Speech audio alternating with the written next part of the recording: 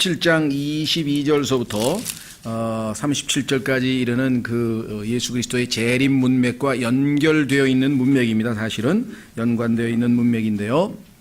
그래서 1차적으로 우리가 가장 쉽게 적용할 수 있는 것은 주님께서 말씀하신 것처럼 낙심하지 말고 끝까지 기도하라 라고 하는 것이 이제 우리에게 주시는 영적 교훈이고 또 우리가 실천해야 될 덕목이지만, 그러나 우리가 문맥에서 벗어나지 않고 교리적인 문제를 먼저 좀 살펴봐야 될 필요가 있습니다. 자, 그것은 뭐냐면 1절서부터 우선 8절까지 한번 보죠. 사람들이 항상 기도하고 낙심하지 말아야 할 것을 보여주시려고 그분께서 그들에게 비유를 말씀하여 이르시되. 자, 이렇다면은 이 비유를 말씀하시는 목적은 이미 잘 나와 있네요. 이르시되 어떤 도시에 하나님을 두려워하지 아니하고 사람도 존중하지 아니하는 한 재판관이 있었고 그 도시에 한 과부가 있었는데 그녀가 그에게 가서 이르기를 내 대적에게 내 원수를 갚아주소서 하되 그가 한동안 들어주지 아니하였으나 나중에 속으로 이르되 내가 하나님을 두려워하지 아니하고 사람도 존중하지 아니하지만 이 과부가 나를 괴롭게 하므로 내가 그녀의 원수를 갚아주리라. 그렇지 않으면 그녀가 항상 와서 나를 지치게 하리라 하였느니라 하시니라. 주께서 또 이르시되 불의한 재판관이 말하는 것을 들으라. 비록 하나님께서 밤낮으로 자기에게 부르짖는 자들 곧 자기의 선택받은 자들을 향하여 오랫동안 참으실지라도 그들의 원수를 갚아주지 아니하시겠느냐. 내가 너희에게 이르노니 그분께서 속히 그들의 원수를 갚아주시리라. 그럼에도 불구하고 사람의 아들이 올 때에 땅에서 믿음을 보겠느냐 하시니라. 자, 여기에서 우리에게 이 비유에 있어서 1차적으로 기도를 낙심하지 말고 끝까지 하면 하나님께서 언젠가 우리의 원수를 갚아주신다. 얼마나 쉽게 우선 우리에게 와닿습니까?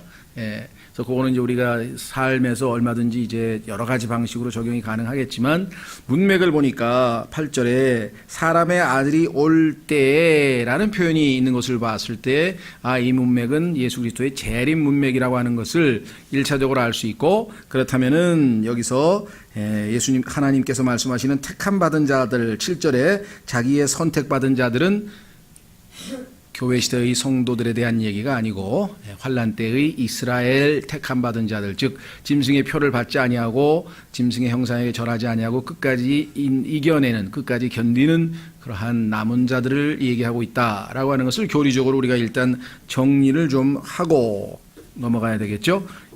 그래서 여기 보시면 이스라엘이 하나님의 택함 받은 자라고 하는 표현은 성경에 여러 군데 나오는데, 예를 들면 이렇습니다. 성경에 보면 하나님께서는 하나님의 아들이신 예수 그리스도를 택하셨고요. 그 성경에 택하신 분은 예수 그리스도고, 그 예수 그리스도로 말미암아 구약 시대에는 택함 받은 자들이 유대인이고 신약 시대에는 우리 그리스도인들이 되는 겁니다. 그래서 여기서는 지금 구약적 배경이기 때문에 이스라엘이 되겠죠. 이사야서 한 구절만 보죠. 45장 4절.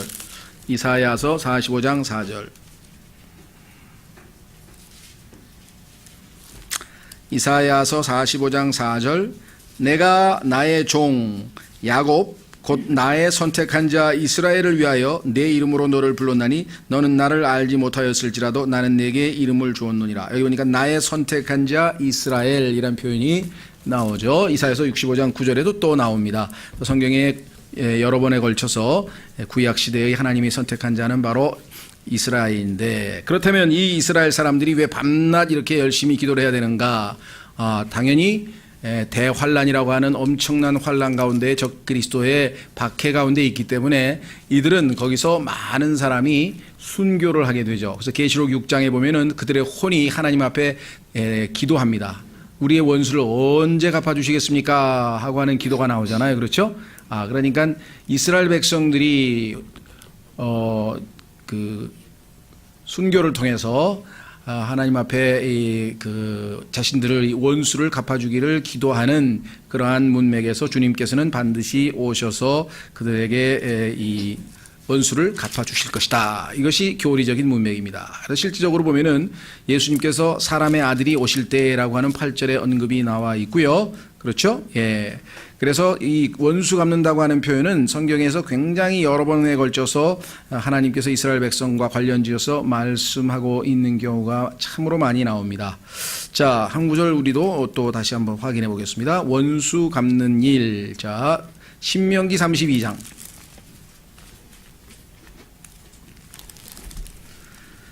신명기 32장 41절.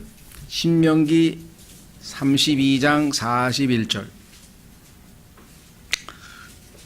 내가 나의 번쩍이는 칼을 갈며 내 손에 심판을 주고 내 원수들에게 보복하며 나를 미워하는 자들에게 보응하리라. 내가 내 화살들로 하여금 피에 취하게 하고 내 칼로 하여금 고기를 삼키게 하리니 곧 그 원수에게 복수하기 시작한 때부터 죽임당한 자들과 포로된 자들에게 의 피에 취하게 하리라 하시로다. 또 너희 민족들아 그분의 백성과 함께 기뻐하라. 그분께서 자신의 종들의 피를 복수하사 자신의 대적들에게 원수를 갚으시고 자신의 땅과 백성에게 긍휼을 베푸시리로다. 그러니까 낙심하지 말고 정말 하나님께서 반드시 원수를 갚아주실 것을 믿음으로 끝까지 환난 때에 기도하고 있는 이스라엘 백성들의 모습이라고 하는 것을 성경에서 확실하게 확인해 볼 수가 있겠죠. 그렇죠? 네. 자, 그래서 다시 돌아옵니다. 누가복음 18장. 누가복음 18장.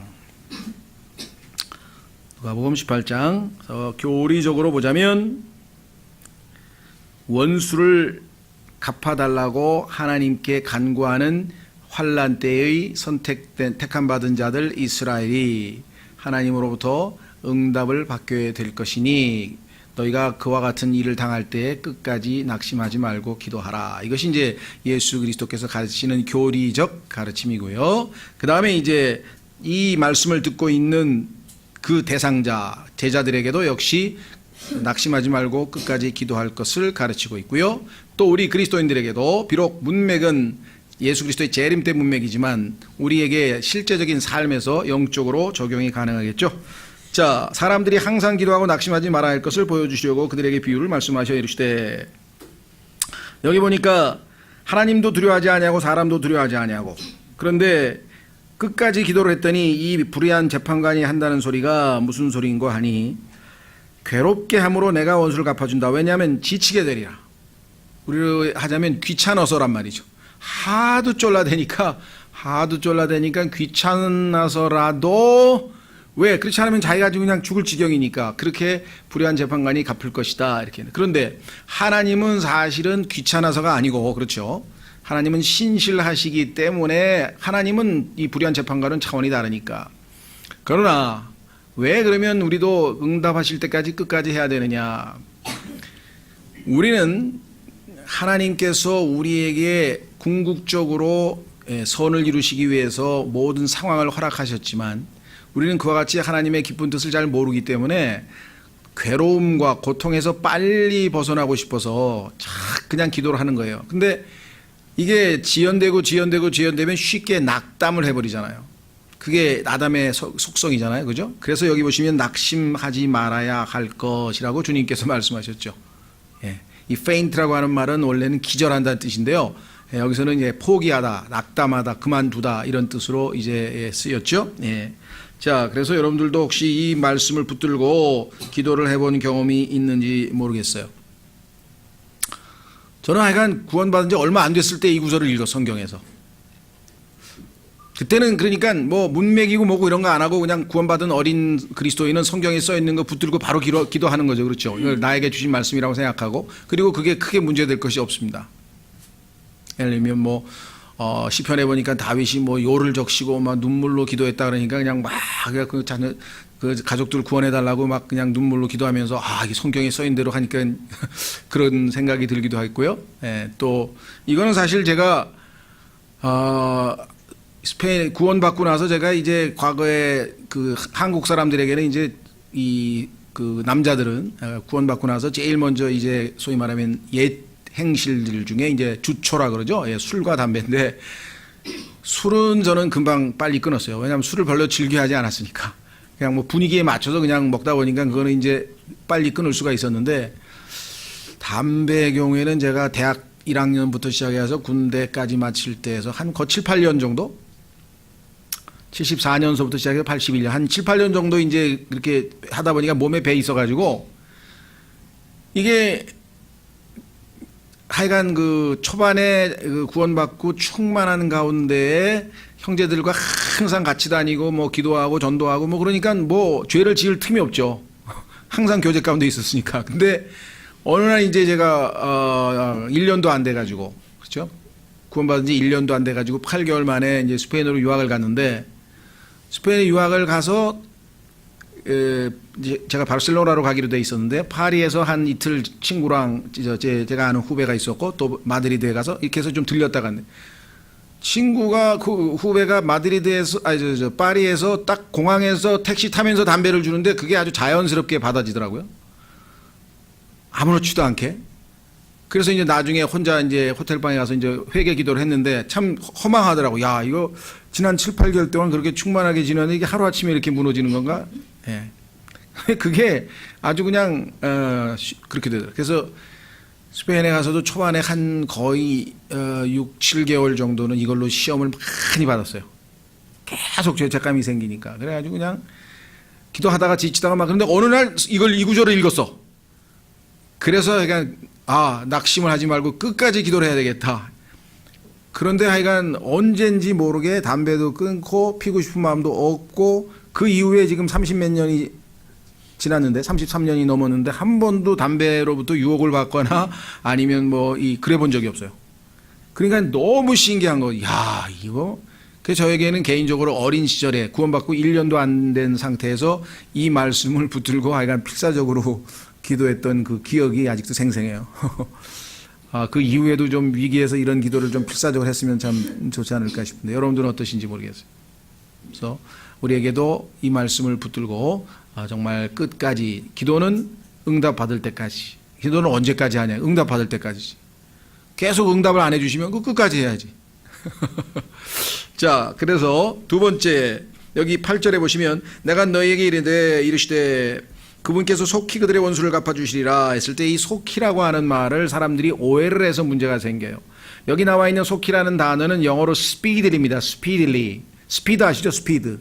그러니까 하나님이 일단 좋아. 지금이 응답할 타이밍이다. 딱 정하면 확 빨리 응답을 해주시지 막 천천히 막 이렇게 우리를 놀리듯이 그런 식으로는 안 하신다. 근데 이거를 잘못 알아가지고 영어에 soon, soon이라는 단어가 있는데 soon이라고 하는 얘기는 뭐냐면요.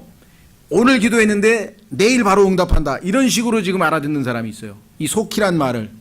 우리말로는 좀 그렇게 와닿죠? 무슨 말 이해가 되셨어요? 계시록에서도 이것 때문에 많은 사람들이 오해를 하고 있는데 예수님께서 속히 오리라 그랬더니 속히 온다 그러면 뭐야? 아니 속히 온다 그랬는데 2000년 동안 안 오는데 말이 되냐? 이래서 사람들이 지금 오해를 하는 거예요. 이 그때 속히라고 하는 말도 역시 quickly라고 하는 말이지 soon 곧 예를 들면은 오늘 오늘 주님이 오신다 그랬으니까 뭐 1년 후에 오신다 이런 의미에서의 곧이 아니라 오실 타이밍이 정해지면 확 빨리 오신다는 뜻이죠. 무슨 말이가 되셨어요? 예, 그래서 이 단어도 speedily, quickly라고 하는 말하고 soon, as possible 할 때 soon 이제 이 시간 간격 없이 오늘 기도하고 내일 응답받는다든가 오늘 오신다고 했으면 내일 바로 재림하신다든가 이런 식의 오해는 우리말에서의 뉘앙스 차이 때문에 속히 곧 이런 말이 우리에게는 그렇게 들리죠. 그런데 영어 단어는 다른 단어예요. quickly하고 speedily하고 soon이라고 하는 거는 의미가 아예 다르다는 이해가 되시겠어요? 예, 그래서 어떨 때에는 이와 같이 좀 우리가 영어를 통해서 확인해 보는 게 더 좋을 것 같아요. 그래서 여기서도 오해하시면 안 되고요. 그러면 여태까지 지금 내가 우리 어머니 구원해 달라고 10년 동안 기도했는데 아직도 구원받는 뭐 속히는 무슨 속히가 뭔 뜻이냐 이렇게 물어본 사람 이해가 되시죠? 자, 두 번째 사람의 아들이 올 때 땅에서 믿음을 보겠느냐. 자, 예수 그리스도께서 아직 오시기 전이고 교회가 휴거도 되기 전인데 벌써 이 휴거와 환란은 소위 말하면 오버래핑이 됩니다. 이 축구할 때 보면은 왜 수비수가 공격자로 돌변해서 이렇게 오버래핑을 해서 이 공격에 가담할 때 우리가 그런 용어를 쓰는데 겹친다는 뜻이죠. 그러니까 이 디모데후서에 보면은 마지막 때라고 했을 때 교회 시대의 끝 부분과 환란이 시작되는 그 부분이 이렇게 오버래핑이 된단 말이에요. 겹친단 말이죠. 따라서 이 시대도 지금 얼마나 사람들이 하나님의 말씀을 등한시하고 믿지 않는가, 이 경향을 우리가 본다면 교회가 휴거되고 나면 정말 하나님의 말씀은 믿는 사람들은 정말 아마 거의 그나마 이 땅에서 휴거라든가 종말론에 대해서 강의라도 좀 뭐 형식적으로라도 많이 들어둔 사람은 그 생각이 마음에 박혀 있어서 아마 자극을 받아서 아마 믿게 될지 모르겠습니다. 어떤 분이 저는 그 사명을 띠고 태어났습니다. 뭔 사명이냐니까 이 시대의 복음 전에서 구원받으면 좋겠지만 그렇게 안 되는 사람한테 너희들 내가 휴거되고 나면 반드시 믿어야 된다 너 하고 그거 전한대. 그래서 그것도 의미가 있네. 그렇잖아요? 예. 더 좋은 거는 이 시대의 구원을 받아야지. 자, 그래서 우리는 18장 1절서부터 8절까지, 두 번째 9절서부터 14절까지 이것은 자기의에 대한 얘기인데요. 이것이 얼마나 참 하나님과의 관계에 있어서 치명적인 독소인가. 치명적인 독소가 바로 이것입니다. 자, 9절 또 그분께서 자기가 의롭다고 스스로 믿고, 야, 나보다 신앙생활 잘하는 사람 나와봐. 나보다 더 도덕적으로 뛰어난 사람 나와봐. 이런 사람 있죠? 예, 자기가 의롭다고 스스로 믿고 다른 사람들을 멸시하는, 야, 너 그것도 신앙생활이냐? 야, 난 하루에 4시간 자고 4시간 기도하는데 너는 8시간 잠만 자? 뭐 이런 사람 있잖아요. 그런 사람들, 대단한 사람들 많이. 그분들 의로운 행위는 훌륭한 거예요. 그렇죠? 기도도 많이 하고 다 훌륭한데 그것을 자랑하면 그게 문제가 생기는 거예요. 자, 확인해 보겠습니다. 이 비유를 뭐라고 했는가? 주님이 두 사람의 기도하는 마음 자세를 놓고 우리에게 가르쳐 주시네요. 쉽게. 두 사람이 기도하러 성전에 올라갔는데, 그러면 이건 구약 시대구나. 금방 알 수 있죠. 왜? 성전으로 가서 기도했으니까. 우리는 어디든지 무릎 꿇고 아무 데서나 기도해도 되죠. 하나는 바리새인이요, 또 다른 하나는 세리더라. 바리새인과 세리는 당시로 요즘으로 치면은 뭐 모르겠어요. 아주 훌륭한 도덕군자. 옛날로 치면 우리나라 양반 중에서도 아주 선비 중에 선비에 해당하는 사람이 바리새인이고, 이 세리는 그야말로 이조 시대의 상인 계급, 중인 계급에서 이 상놈 바로 위에 있는 정말 그런 정도의, 더더군다나 이때의 세리는요, 조국을 팔아먹는 사람이죠. 매국노죠. 왜냐하면은 세금을 거두어가지고 로마 정부에다 갖다 바치고 나머지 커미션을 자기가 받기 때문에 많이 뜯어내면 뜯어낼수록 자기에게 이득이 많이 남단 말이죠. 그러니까 이스라엘 사람들에게 볼 때는 세리는 거의 매국노 중에서도 매국노에 해당되는 사람이죠. 자기 백성들의 세금을 착취하는, 돈을 착취하는 사람이. 자, 그런데 바리새인은 섰습니다. 둘 다 여기 섰어요. 자기 홀로 이렇게 기도하이로되, 여기 자기 홀로란 말이 우리말로 뉘앙스가 쉽지 않아요. 자기 홀로 기도했다는 얘기는 다른 사람하고 기도 안 하고 혼자서 기도했다는 뜻처럼 들리는데 그런 뜻이 아니라 하나님께 기도를 해야 되는데 하나님은 어디로 가고 자기 혼자 기도를 하고 앉았어. 무슨 말이가 되시겠어요? 기도의 대상이 없어져. 기도는 항상 대상이 있어야 돼. 누구에게 기도하느냐가 중요해요. 그렇죠? 예, 천지신명께 기도해봐야 아무 소용도 없고요. 돼지머리에다가 기도해봐야 아무 소용도 없고, 돌부처에다가 해봐야 아무 소용 없어요. 살아계신, 성경에 게시되어 있는 살아계신 하나님께 기도를 해야 되는데, 이 사람은 손을 올리고 하나님께 기도는 하는데 with himself, 자기 홀로, 자기 자신에게 기도를 하는 거야. 뭐라고 그러는지 아세요? 하나님 하고 부르는데 그 하나님이 누구야? 하늘에 계신 하나님께 기도한 게 아니라 자기를 보고 하나님이라고 부른 셈이 됐어요. 자, 어떻게 기도하나 보세요. 하나님이여, 내가 다른 사람들 곧 착취하는 자들과 불의하는 자들과 간음하는 자들과 같지 아니하고 더욱이 이 세리와도 같지 아니함을 감사하나이다. 이게 지금 하늘에 계신 하나님께 기도하는 태도입니까? 하늘에 계신 하나님께 지금 자기 자랑할 게 있습니까? 우리가 그분 앞에 제대로 섰다면 다 엎드려서 죄를 구할 판인데, 그러면서 이렇게 또 했어요. 나는 일주일에 2번 금식하고, 유대인들의 의무는 1년에 1번 금식하는데 이 사람은 1년에 2번씩 매주 2번 금식했으니까 뭐 도덕적으로는 뭐 어마어마한 사람이에요. 그 다음에 어떻게 했습니까? 내 모든 소유의 11조를 드리나이다. 11조를 드리는 항목이 몇 개 있어요. 그런데 이 사람은 그거 안 따지고 그냥 처음부터 싸그리 다. 제 친구 중에도 그런 친구가 있어가지고 부부싸움을 한다는데, 부인은 세금 떼고 그다음에 뭐죠? 이 은행에다가 이제 융자금 갚고 뭐 해서 딱 떼고 이제 한 달에 자기에게 딱 들어오는 순이익 그 자기 목 거기서 이제 11조를 내자 그러나 봐. 근데 이 친구는 믿음이 너무 좋아가지고 그냥 네트가 아니라 그로스로 그냥 착 수입 매출에서 10분의 1 딱. 그래서 야 부인 말대로 해라. 제가 그거 가지고 싸울 일이냐. 하나님이 네 마음을 다 아시니까 나중에 부인이 믿음이 좋아져가지고 너보다 2배 3배 낼 때 또 그럴 수도 있으니까 지금 기도하고 지금 부인이 원하는 대로 11조 계산은 부인에게 맡겨라. 내가 웃으면서 하여간 여기 보시면은 하여간 뭐 대단해요. 종교적 결정은. 근데 세리는 멀리 서서 감히 하나님 앞에 접근도 못하는 추하고 더러운 자입니다. 그냥 감히 가까이도 못 가요. 하나님 앞에 너무 창피해가지고. 그렇죠? 예. 그렇다고 또 교회 와서 저 구석에 앉아서 제가 세리 같은 사람이어서 구석에 앉습니다. 뭐 이런 사람도 있어요. 앞으로 나가지는 못합니다. 저는. 예, 그건 성경적으로는 그게 아니고 하나님의 말씀은 예수님 그 마리아처럼 바짝 예수님 무릎 위에 가까이 다가서서 열심히 들어야지 멀리서 뒤에서 졸면 안 되고요. 13절 세리는 멀리 서서 감히 눈을 들어 하늘을 우러러보지 못하고 다만 가슴을 치매 이르되 하나는 교만이고 하나는 겸손이죠. 하나는 정말 교만하기가 이를 데가 없고 마음 자세가 겉으로는 그냥 핏가번쩍한데 그런데 하나는 정말 보잘것없는 것 같지만 마음은 하나님이 기뻐 받으실 겸손한 마음으로 가슴을 치매 이르되 하나님이여 죄인인 내게 긍휼을 베푸소서 하니라. 근데 하나님께서는 이 둘의 마음을 보시기 때문에 평가는 반대로 됐어요. 내가 너에게 이르노니 저 사람이 아니라 오히려 이 사람이 의롭게 되어 자기 집으로 내려갔느니라. 자기를 높이는 자는 다 낮아지고 자기를 낮추는 자는 높아지리라 하시니라. 과거에는 우리나라에서도요, 이 겸손이라고 하는 것이 상당한 그 미덕이고 이게 도덕적으로 많이 이렇게 사람들에게 이렇게 격려되고 이렇게 요즘에 보니까 뭐 아주 그냥 나서서 막 자기 자랑하고 그냥 막 이런 사람들이 어떻게 막 사회적으로 존경을 받는 것 같아요.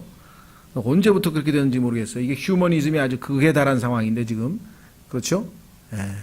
물론 이 자기 비하를 우리가 겸손이라고 할 수는 없어요. 또 겸손이라고 하는 것은 하나님 앞에서 진정으로 자기 자신을 깨달을 때 나오는 진정한 태도를 얘기하는 것이고 속으로는 그냥 교만하게 아주 남들을 비웃으면서 괜히 겉으로만 그냥 뭐 저는 아무것도 아니에요 이러고 이건 또 아니지.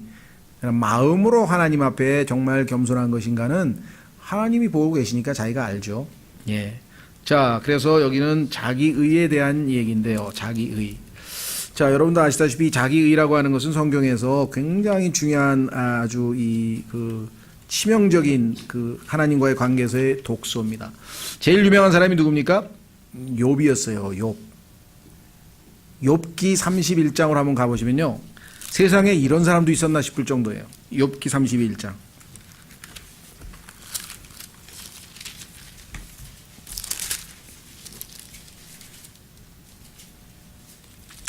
욥기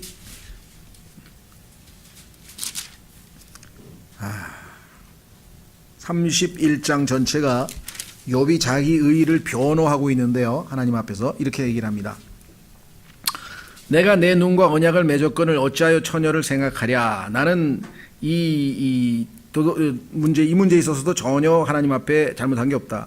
위에서 내려오는 하나님의 몫이 무엇이겠느냐. 높은 곳에서 내려오는 전능자의 상속재산이 무엇이겠느냐. 사악한 자들에게는 멸망이 아니겠느냐. 불법을 행하는 자들에게는 색다른 형벌이 아니겠느냐.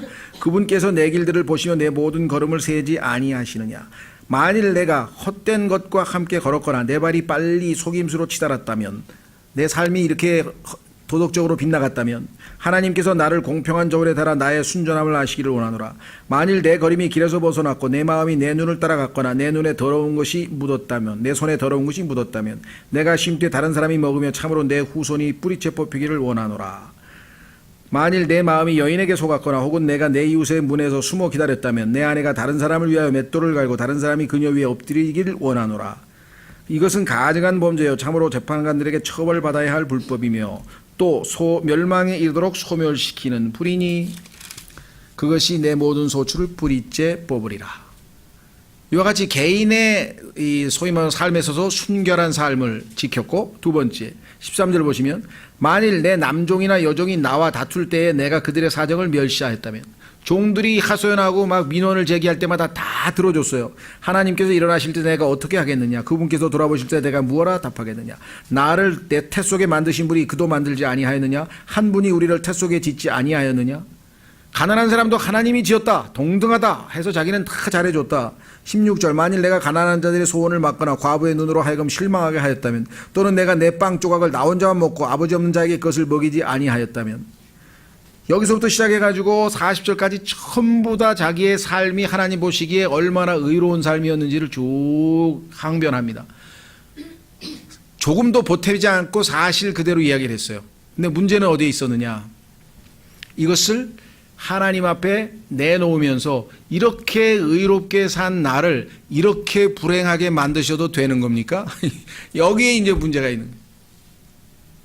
그렇죠. 이렇게 산 거는 하나님이 칭찬받을 만한 일이나, 이것 때문에 하나님이 불의한 하나님이 돼버리나? 하나님께 물어보는 거예요. 그러니까 네가 의로우니까 그것 때문에 내가 불의해져야 되겠느냐? 이렇게 물어. 아무리 이렇게 살았더라도 그것을 하나님 앞에서 자랑할 게 아니죠. 왜 그랬을까요? 하나님께서 은혜로 그렇게 해주신 거 아니겠어요? 그렇죠? 예, 바울처럼 나 된 것은 하나님의 은혜로라, 이렇게 표현이 돼야 되는데 욥은 그것을 인식했죠. 성경에 보면 이런 사람들이 더러 있습니다. 부자 청년도 다 무슨 계명입니까? 내가 어렸을 때부터 다 지켰습니다 하고 자신만만하게 얘기를 했고요. 성경에 보니까 고넬료도 참으로 훌륭한 사람이었고요. 성경에 보면은 정말 자기의 의로 볼 때에는 훌륭한 사람들이 많이 있었습니다만은 그 어떤 것도 그들을 하나님 앞에서 의롭다 칭함을 받을 수, 즉 칭의를 얻게 할 수 있는 것은 없었다는 것이죠. 그죠? 예. 그래서 오늘날 우리 그리스도인들에게, 이거는 이제 유대인들 구약 시대의 얘기입니다만은 우리 그리스도인들에게도 동일하게 이 시대에 우리가 살고 있는 이 시대에도 그 교회 시대에도 그대로 적용이 되죠.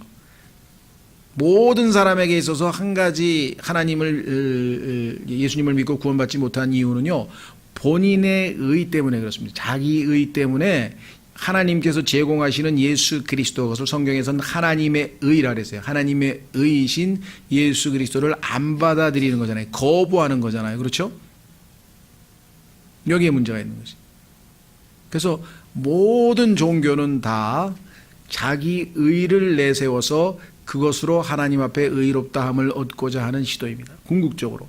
종교의 종류는 다양하고 또 방법도 다양하고, 뭐 구체적인 내용으로 보자면 뭐 여러 가지가 있을지 모르지만 성경에서는 하나님 앞에 나아가는 방법은 인간에게 딱 두 가지뿐이에요. 그 두 가지를 아주 상징적으로 보여주고 있는 사건이 바로 창세기 4장입니다. 창세기 4장에서 아버지가 죄를 지었습니다. 그래서 타락했습니다. 인간은 드디어 하나님 앞에 죄인이 됐습니다. 그런데 하나님 앞에 이제 나아가야 되겠죠. 네. 근데 아시다시피 가인은 농사를 지어서 열심히 자기 노력으로 수확한, 그렇죠? 땅에서. 근데 성경에 보면은 땅이라고 하는 것은 조금 전에 창세기 3장에서 하나님으로부터 저주를 받았잖아요. 그렇죠? 그래서 하나님으로부터 저주받은 땅을 열심히 자기 노력으로 일궈가지고 하나님 앞에 바쳤습니다. 세상에서 보자면 이보다 훌륭한 사람이 없어요. 그렇죠? 자기가 최선을 다해서 노력을 해서 탁 해서 그냥 속된 말로 한 상을 쫙 삐까번쩍하게 제사상을 차려가지고 하나님 앞에 탁 온갖 오곡과일에서부터 시작해가지고 그냥 딱 바쳐드리면서 하나님 이렇게 열심히 이렇게 해서 바칩니다. 그런데 아벨은 아무것도 안 하고 자기가 기르던 양 한 마리 잡아다가 죽여가지고 피를 흘리면서 하나님 앞에 바쳤더니 하나님께서 가인과, 중요합니다, 가인이 먼저 나왔어요. 가인의 마음을 읽은 거예요. 왜? 자기 의를 내세우고 있는 그 교만한 마음을 하나님이 읽었기 때문에 가인과 가인의 예물은 거부하셨고, 그 다음에 아벨이 먼저 나옵니다. 아벨의 예물을 보신 게 아니에요. 이 아벨과 아벨의 예물을 하나님은 받으셨죠.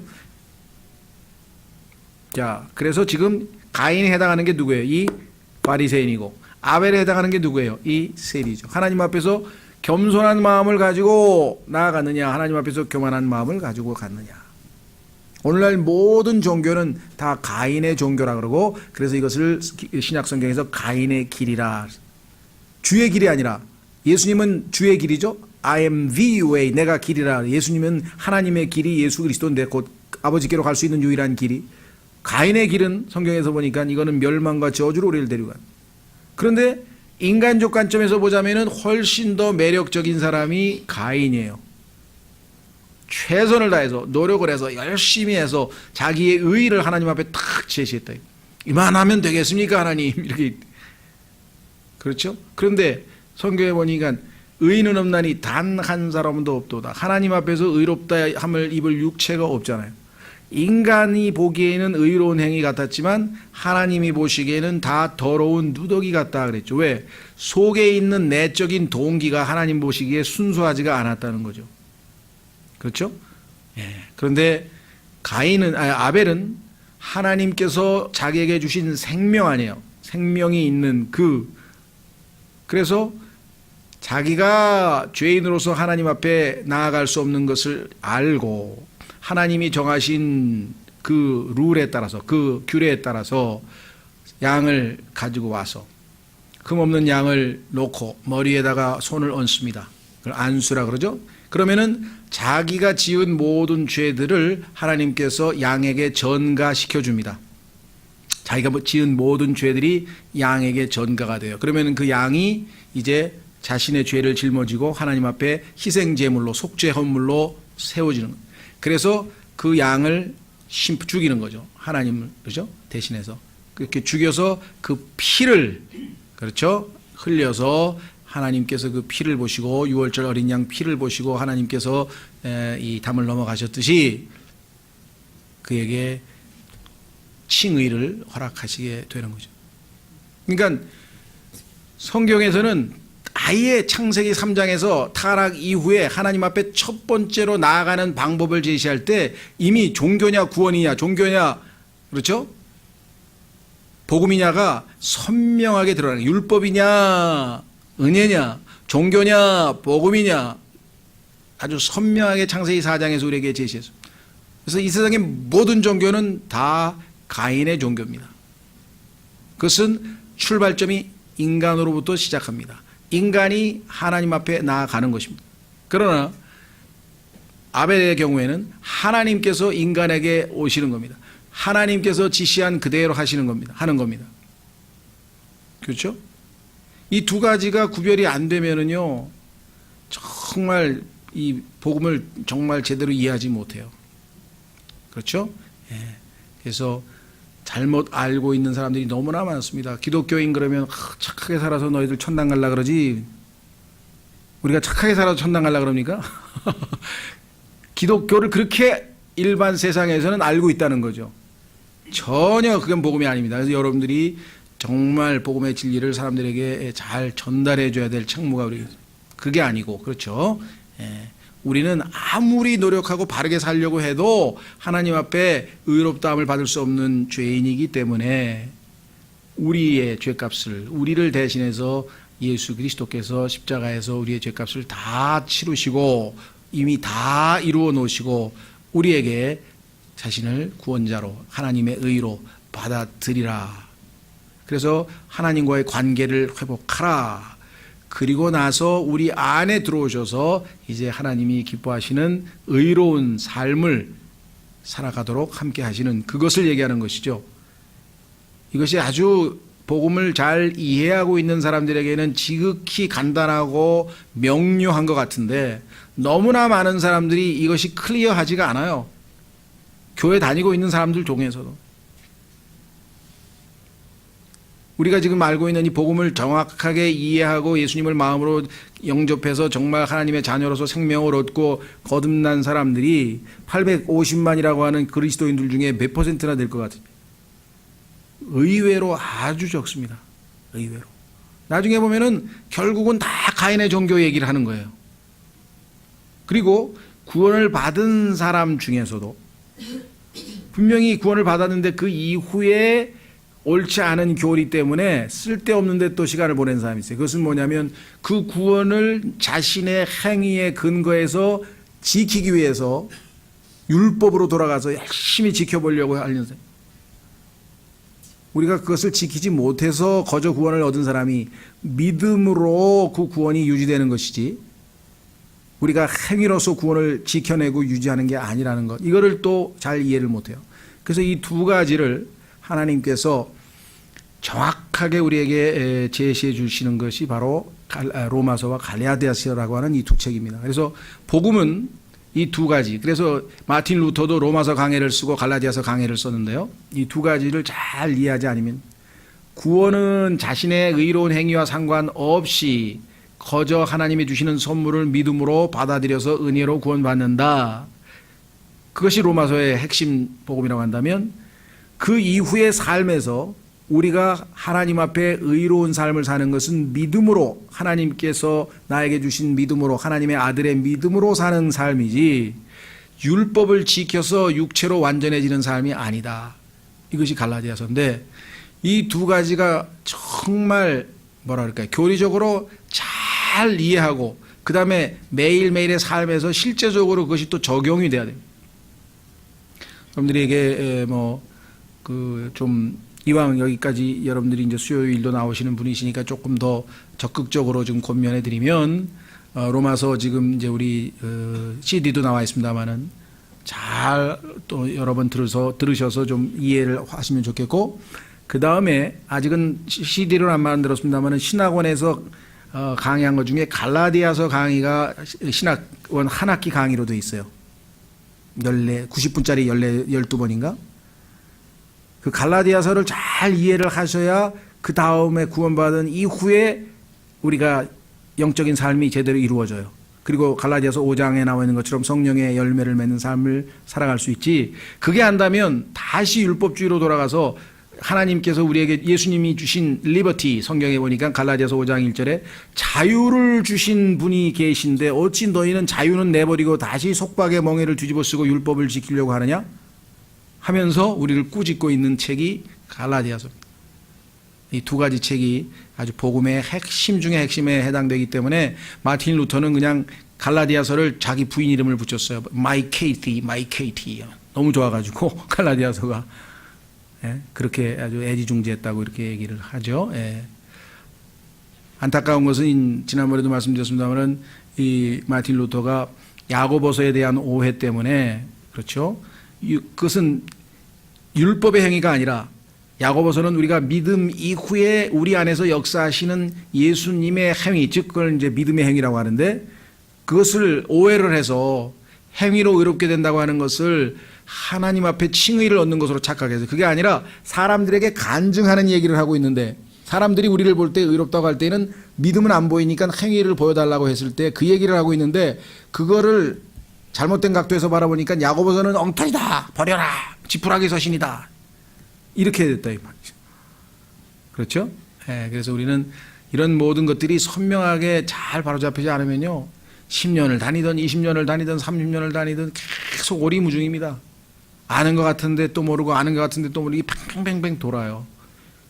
그리고 정확하게 자기가 이해가 될 때까지 하나님께 기도하면서 이것은 명확하게 복음이구나. 그 다음에 우리의 삶에 있어서는 이것도 역시 믿음으로, 하나님의 아들로 믿음으로 사는 일. 내가 이제는 육체 가운데 사는 것은 내가 아니요 나를 위하여 자기의 생명을 내어주신 하나님의 아들의 믿음으로, 내 믿음이 아니라 하나님의 아들이 나에게 주시는 그 믿음으로 사는 것이라, 이렇게 되어 있죠. 그래서 오늘 아주 자기 의와 관련지어서 저희가 한번 복음을 짧지만 한번 정리한 시간을 가질 수 있었습니다. 다음 시간에 계속하겠습니다. 시간에 여러분과